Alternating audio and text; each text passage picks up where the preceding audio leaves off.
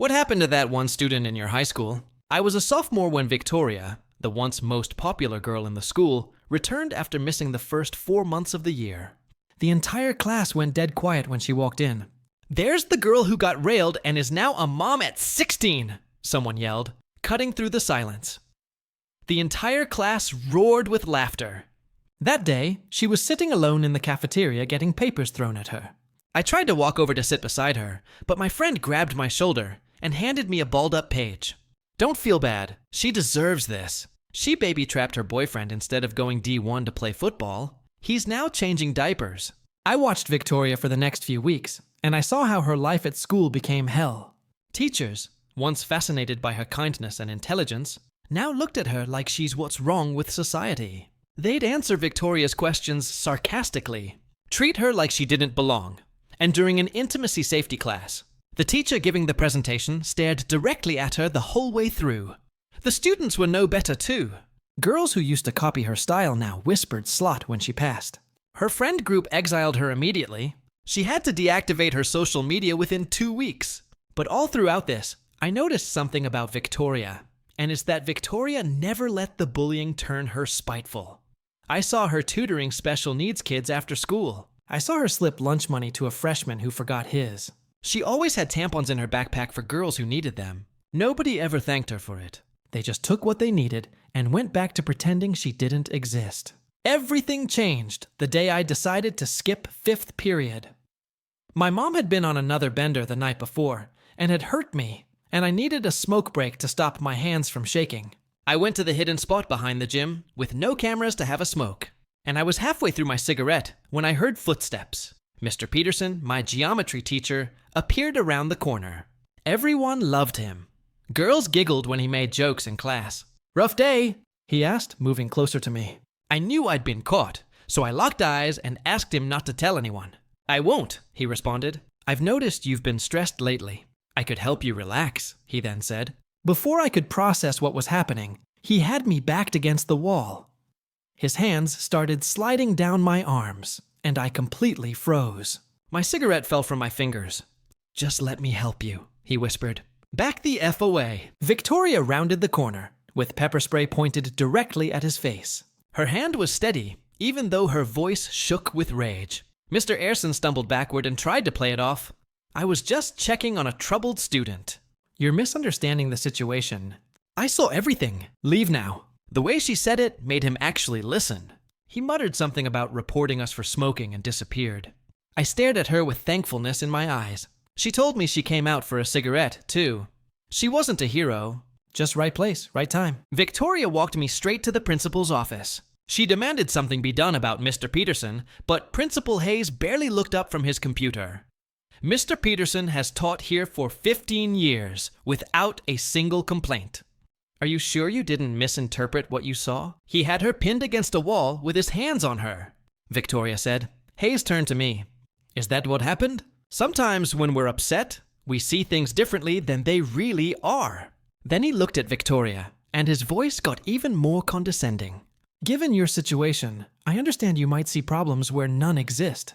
If you didn't want drama, maybe you should have thought about that." At 15, Victoria's face went red, filled with tears, and she walked out of the office. Too shy or scared to speak, I followed her. I wanted to talk to her right there and then, but she was gone. I didn't see her for the next 2 days. But when she came back, the worst thing possible happened to her. I was in algebra when one of the guys who often made jokes about Victoria called me over to show something on his phone.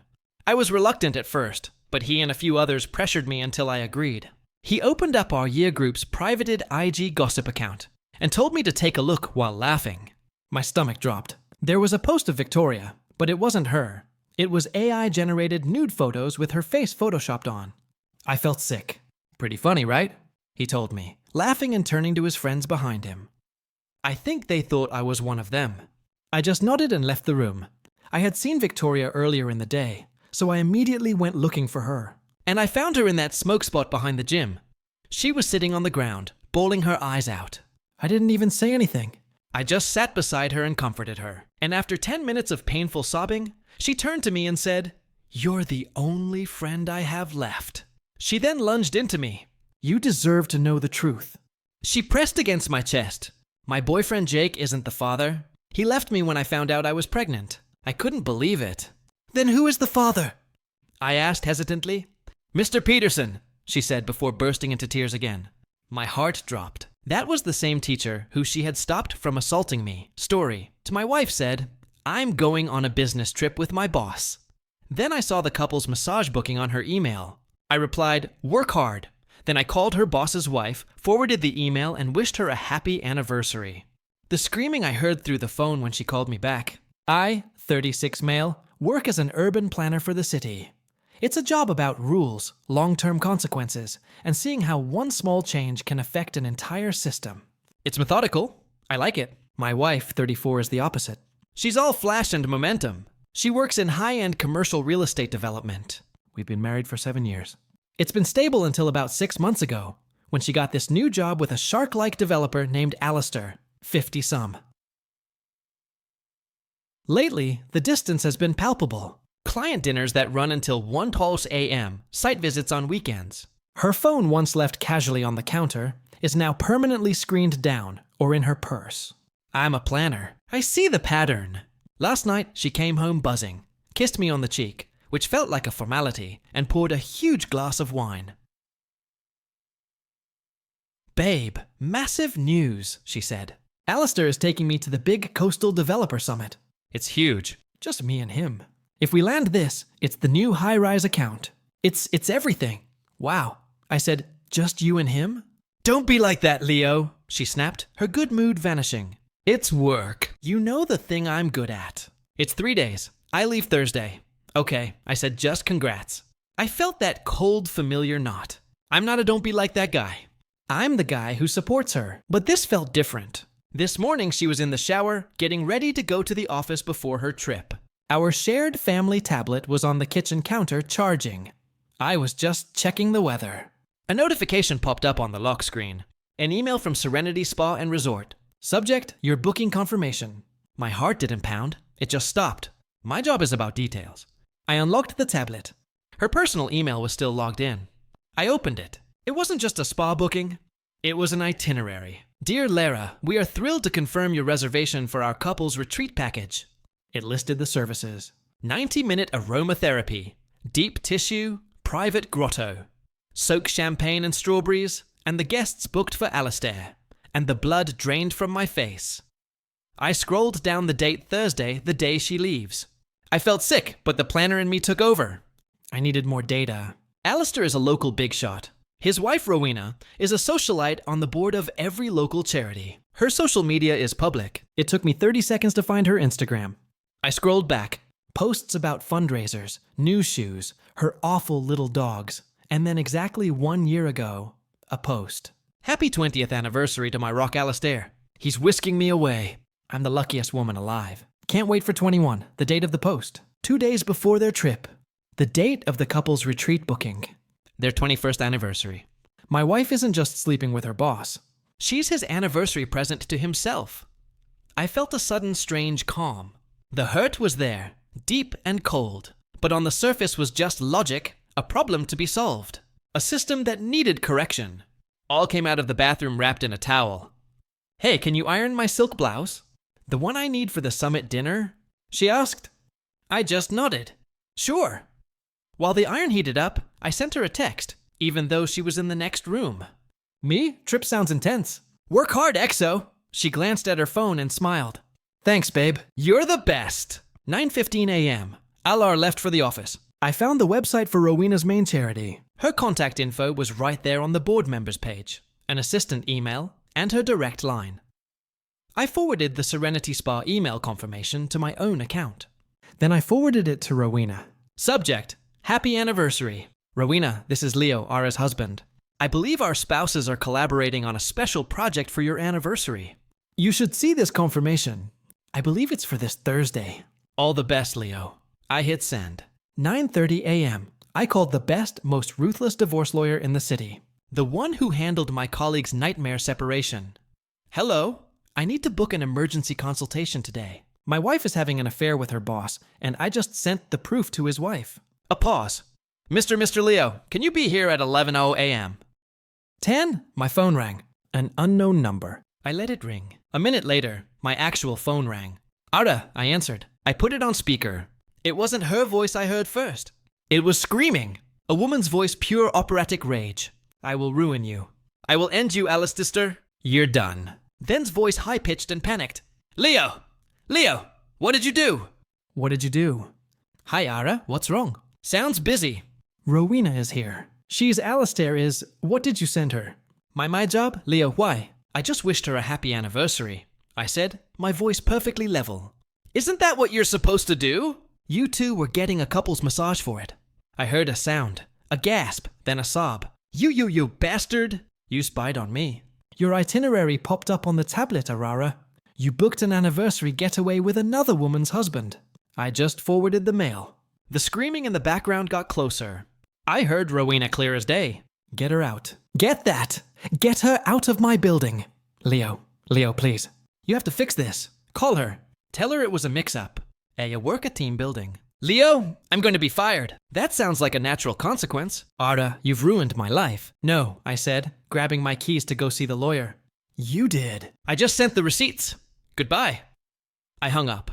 The apartment was quiet. I took a deep breath. My hands were shaking. Not from fear, from clarity.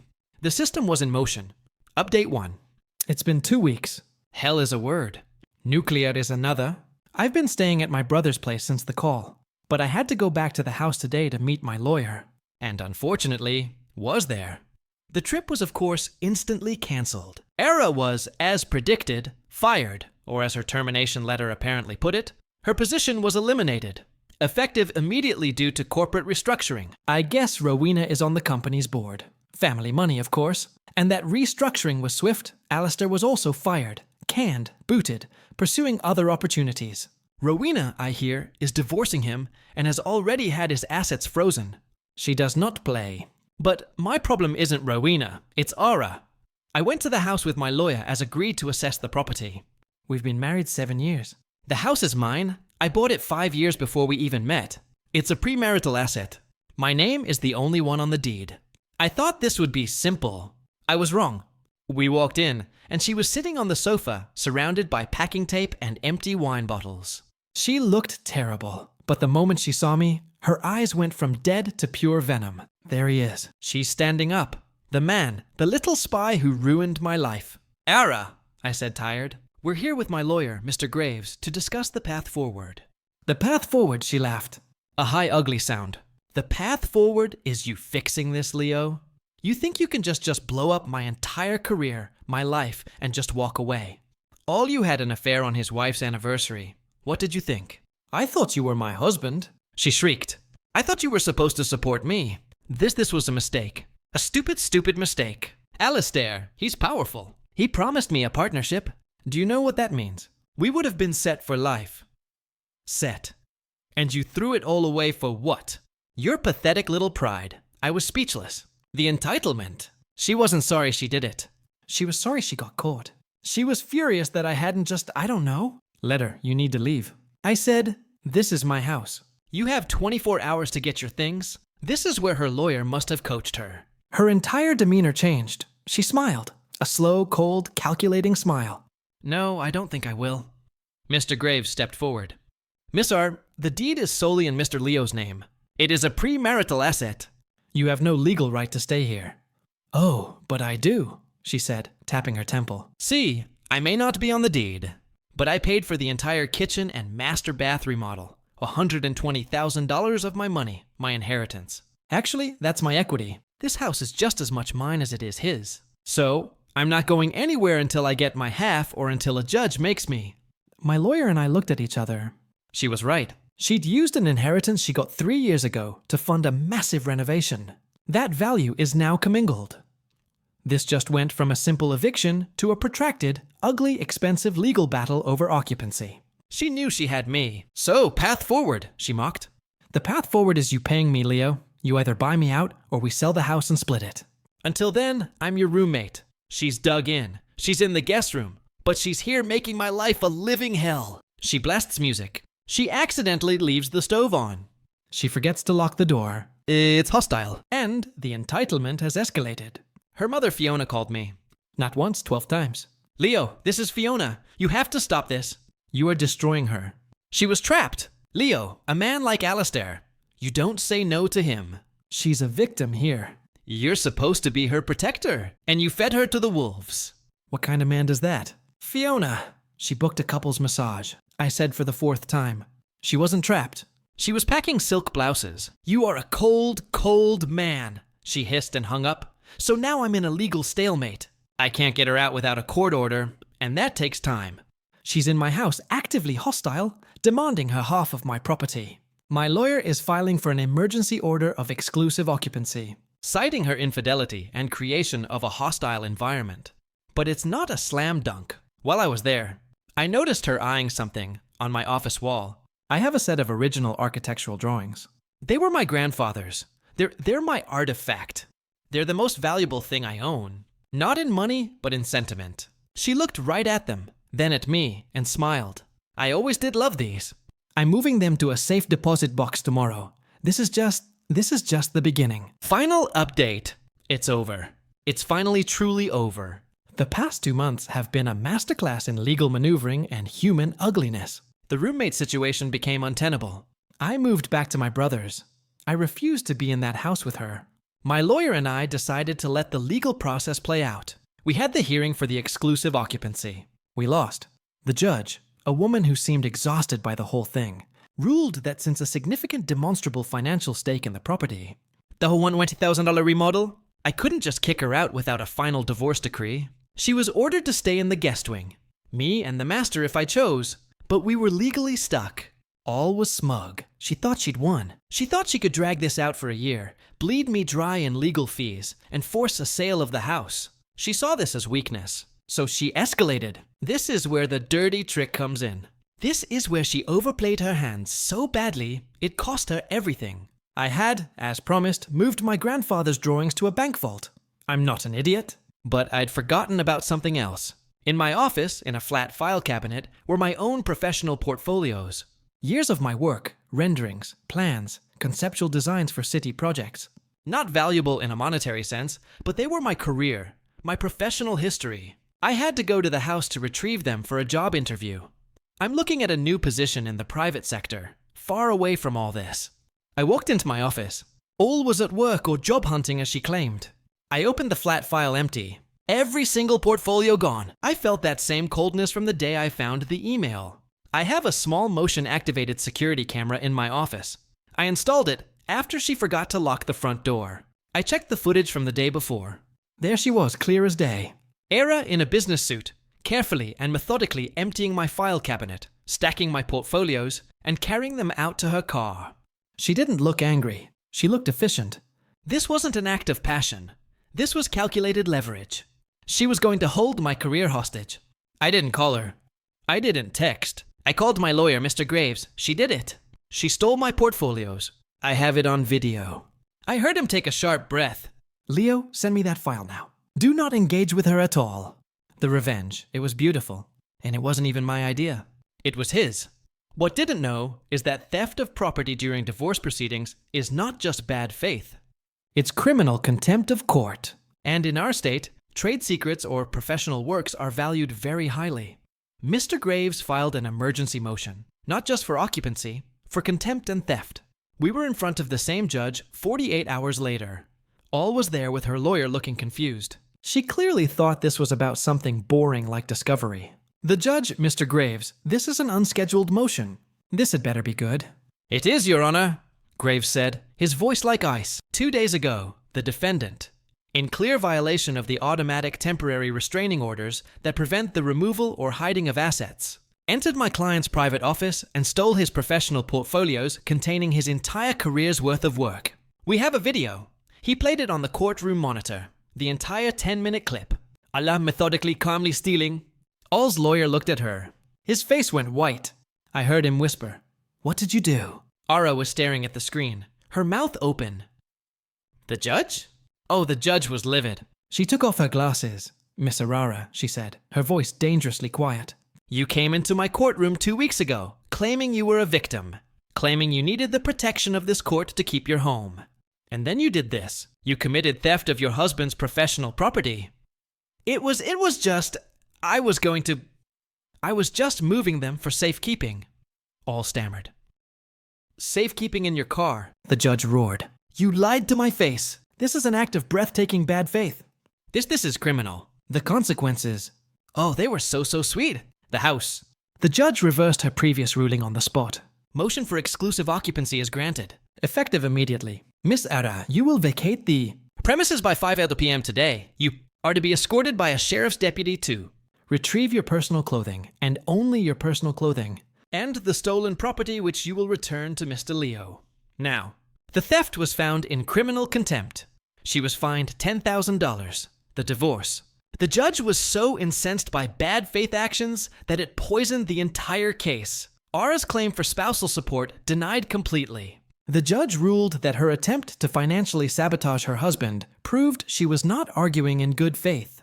The equity, this is the best part. Her $120,000 in the kitchen was still her equity. That's law. But the judge ordered that her $10,000 contempt fine and 100% of my legal fees from the date of the theft onward were to be paid directly from her share of the equity. The final tally. The divorce was finalized last week. Alistair and Rowena heard the grapevine. Their divorce is final. Rowena, who sits on the board, tore his reputation to shreds. He's unemployable in this city. He lost his houses, his cars, everything. All she got her check. The $120,000 equity, minus the $10,000 fine, minus $35,000 for my legal fees. Mr. Graves is not cheap. She walked away with $75,000. No job, no house, no spousal support, and a contempt of court on her record. She's living with her mother, Fiona. I'm told it's tense me. I'm out $75,000, which stings, but it's just money. I have my house. It's quiet. I have my portfolios back. I have my grandfather's drawings, which I just hung back on my office wall. I didn't have to ruin her career. Rowena did that. I didn't have to destroy her finances. The judge did that. I didn't have to prove she was a liar. She did that on camera. She thought she was a shark, but she was just a parasite. She tried to hold my life hostage for leverage. All I did was send one email, and then I let the system she disdained so much just work. It was, as I told my lawyer, a logical consequence.